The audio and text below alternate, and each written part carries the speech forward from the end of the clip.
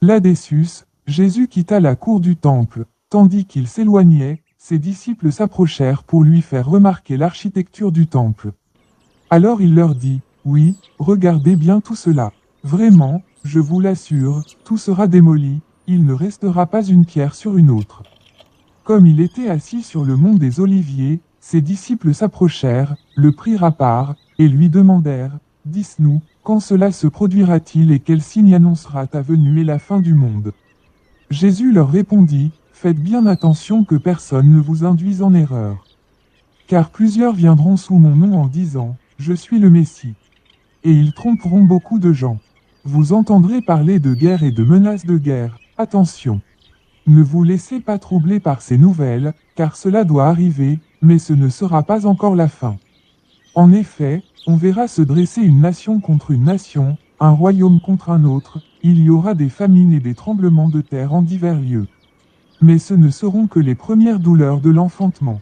Alors on vous persécutera et l'on vous mettra à mort, tous les peuples vous haïront à cause de moi. À cause de cela, beaucoup abandonneront la foi, ils se trahiront et se haïront les uns les autres. De nombreux faux prophètes surgiront et ils tromperont beaucoup de gens. Parce que le mal ne cessera de croître, l'amour du plus grand nombre se refroidira. Mais celui qui tiendra bon jusqu'au bout sera sauvé. Cette bonne nouvelle du royaume de Dieu sera proclamée dans le monde entier pour que tous les peuples en entendent le témoignage, alors seulement viendra la fin. Quand donc vous verrez l'abominable profanation annoncée par le prophète Daniel s'établir dans le lieu saint, que celui qui l'y comprenne.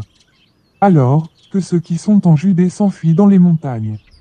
Si quelqu'un est sur son toit en terrasse, qu'il ne rentre pas dans sa maison pour emporter les biens qui s'y trouvent.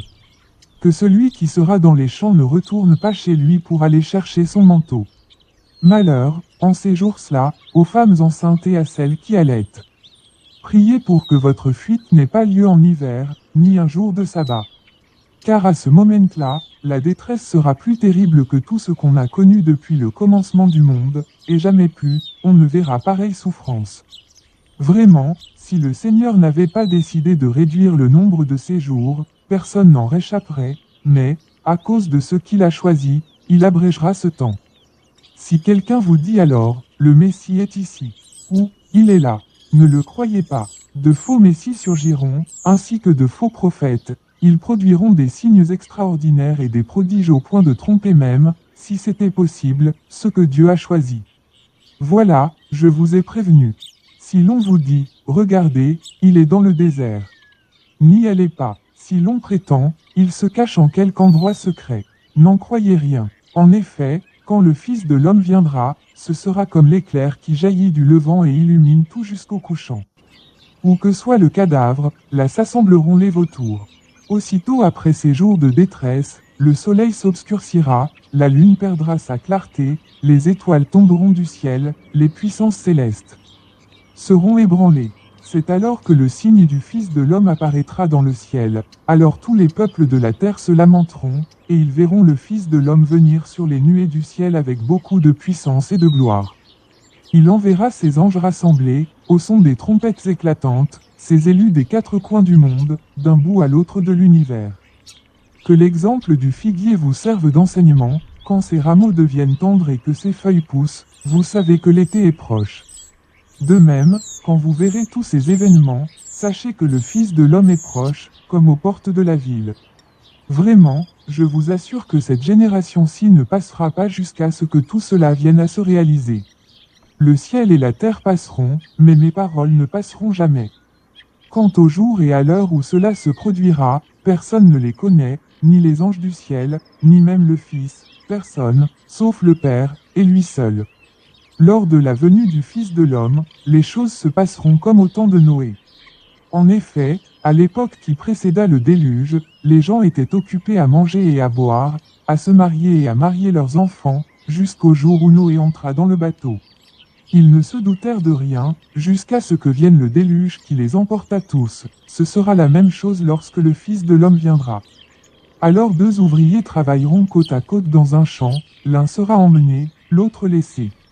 Deux femmes seront en train de tourner la pierre de meule, l'une sera emmenée, l'autre laissée. Tenez-vous donc en éveil, puisque vous ignorez quel jour votre Seigneur viendra. Vous le savez bien, si le maître de maison savait à quelle heure de la nuit le voleur doit venir, il resterait éveillé pour ne pas le laisser pénétrer dans sa maison. Pour cette même raison, vous aussi, tenez-vous prêts, car c'est à un moment que vous n'auriez pas imaginé que le Fils de l'homme viendra. Quel est le serviteur fidèle et sensé à qui le maître a confié le soin de veiller sur l'ensemble de son personnel pour qu'il distribue à chacun sa nourriture au moment voulu? Heureux ce serviteur que le maître, à son retour, trouvera en train d'agir comme il le lui a demandé. Vraiment, je vous l'assure, son maître lui confiera l'administration de tout ce qu'il possède.